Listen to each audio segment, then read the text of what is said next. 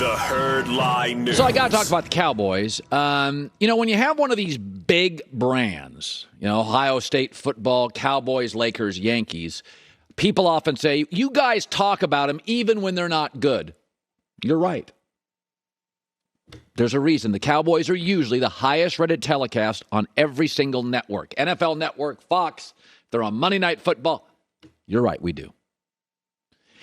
The downside to being the big brand is when you're struggling, we also talk about you more than we would talk about the Jaguars struggling or the Detroit Lions struggling or the Bengals struggling. So when the Lakers fall apart and have like a 7-8 year stretch where they're a mess, we bang on them a lot, even though they're not, a top team. And Dallas had a really poor offseason. Not good. The Lakers have addressed their frustrations by leaking stuff to the media and getting really defensive about an HBO movie about their team. Weird. And Dallas got suddenly very defensive, Jerry Jones, with a smile on his face. The billionaire from Texas got very defensive last night when asked about drafting a guard, Tyler Smith, who people had concerns over. Let me put it like this. We have both of them. This was printed 3 days ago below him. Both of those players are below him. Can you see that? Don't show him that. I'm not going to show him that. Are you serious? I'm dead serious. Okay. I'm dead serious. No, we really did have them rated below him. No, we really did. Both of them. I probably wouldn't have shown everybody my draft board. Little odd. Like the Lakers getting worked up over an HBO show. Little odd. Jerry also loved Jalen Smith's contract. The linebacker, he's no longer on a team. He loved Zeke's contract. He's a current albatross. He loved Dak's contract, which, by the way, is a $49 million cap hit next year. He likes a lot of things. He also defended keeping Mike McCarthy, although that draw that ran out the clock was really, really bad. Listen, Dallas lost Amari Cooper, a 1,000-yard receiver. There is absolute data to suggest Dak's not as good without Amari. And for letting go of him, they got a 5th-round pick. They got fleeced. Look what Kansas City got for their receiver.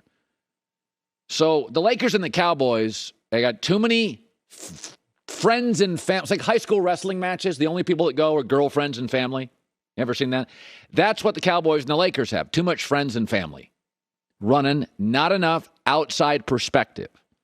And the Cowboys are all run by the Jones family. I don't have a problem with them having the final say. I'd like other voices in the room, more eyes and ears from somebody else. Lakers, same thing. Friends and family of the organization. And both are getting very, very defensive. Listen, this is not deniable what I'm about to say. A lot of production left the Cowboys this offseason. Amari Cooper is 1,000 yards, one of the best route runners in the league. Randy Gregory is inconsistent, but when he's on, he is a handful to block. Cedric Wilson's one of the more interesting number 3 wide receivers in the NFL. They're starting right tackle Lyle Collins and Connor Williams, who's not great, okay, but he played a lot in the offensive line. And in return, after losing all that production, they got a guard from Tulsa, who may be great.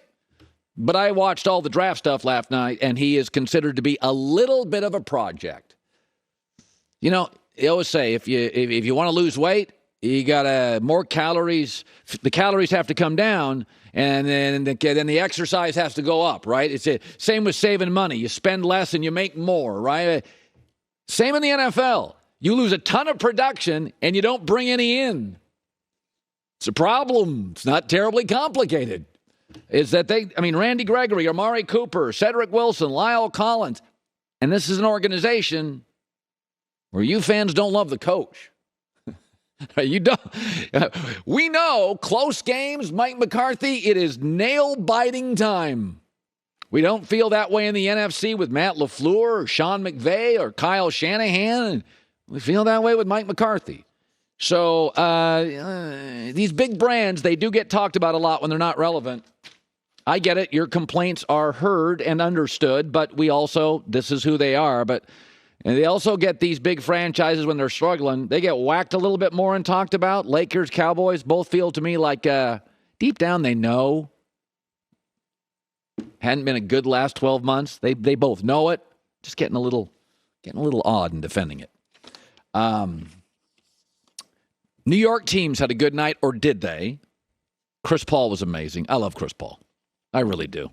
Herdline News. Well, the number one overall pick last night was Trayvon Walker, and there were a couple questions about who the Jags would select with the first overall pick. And Doug Peterson was asked how they decided to go with Trayvon Walker. There was a lot of pre-draft speculation that you Trent favored Trayvon, and that you Doug favored the offensive lineman Iquanu. Could you talk a little bit about how you arrived at this decision? I mean, did you guys actually have some disagreement about this? Can I just stop you? Yeah. There was never, this thing was never split. Okay, I'm not saying I'm not saying it was. I'm just saying that. I know it's out, and I just want to just go out on record and say it was never that way. I don't know where that came from. There was also some talk, and we think we talked about it yesterday, that the owner was leaning towards Hutchinson and that Balky wanted Walker. But I also think there's conversations that go on, and people, are going to fight for the guy that they think should be the pick, and that's the coach is going to have their opinion, and the GM's going to have their opinion, and I'm sure the owner has their opinion, and whoever makes the final say, or you guys come to an agreement. So I could see these things leaking out. There was not a standalone consensus number one pick in the way that it was Joe Burrow or we've had in past drafts. So I could see this being a conversation. Georgia had 5 defensive players taken. Yeah, Georgia had a nice draft. So, first of all, we said last year we thought the Georgia defense was as good as any defense you and I had ever seen, and we're college football fans. Yes. It was as good as any Saban defense. They were visibly better than everyone. Significantly faster than any college team I'd seen. They had 5 guys drafted last night, all on defense. And my takeaway is he great? Was the supporting cast great? You can do worse things than drafting Georgia guys. I'll give you an example. Last year, the Packers, I think it was last year, took Stokes, the corner from Georgia, and it got a lot of pushback. And I watched him, and I was like, I don't know. That guy looks like potentially amazing. Georgia's had a reputation forever. There's been a reputation in the NFL forever that draft Georgia guys and figure it out later. It's like LSU and Georgia. Yes. Yeah. They may not win the national titles like Bama, but Georgia and LSU on any given year have better players than Alabama. They haven't always had the best coach. They've had less coaching stability. And that really matters in college football. But Georgia and LSU are often, even in Nick Saban's run here, have as good or better players. So, I'm never going to lose a ton of sleep on drafting a Georgia guy first, although wouldn't have been my pick, but I get it. Yeah, it's not an outrage. No one saw that and was outraged by it and thought this was a huge swing. You can have your opinion about each guy, and everyone has their evaluations, and who knows how it's going to work out. Generally, if you're picking at the top of the draft, it's because you're not a good team, and sometimes that factors into how players' careers end up stacking up over the first few years in the league also. Aiden Hutchinson went second. He was rumored to possibly go there first. Walker was reportedly in a serious car accident 2 weeks ago as well, but he suffered no injuries, thank God. He looked good on the couch. He looked like he was fine, right? Yeah. So, look, I'm very excited for Jacksonville this year, which is a very rare thing, but I think we got sort of robbed of Trevor Lawrence last year. We didn't talk about him at all. It was all just chaos down there and drama. So I'm giving him a pass on his first year. And I'm excited to see with the pieces that they've brought in, and now that what they'll do with the rest of this draft, to see how Doug Peterson puts everything together down there and see if they can turn that around. Because I do want to see Trevor Lawrence have success. He was such an exciting player in college. I want to see him have some success in the NFL, and he's going to need to start with a culture build in Jacksonville. Yeah. So, USC, Drake London, number 8 overall pick to the Falcons last night. He was the first wide receiver taken off the board. Had an ankle fracture, but that didn't stop him from being selected in the top 10. He was the highest drafted wideout by Atlanta since Julio Jones in 2011. Pac-12 Offensive Player of the Year last season. Obviously, the wide receiver position has become a very marquee position, a lot drafted last night, and the Falcons had the worst ranked wide receiver core entering the draft. So this was obviously a position of need for them, and they have Kyle Pitts that can line up opposite London. I thought this was a great pick for Atlanta.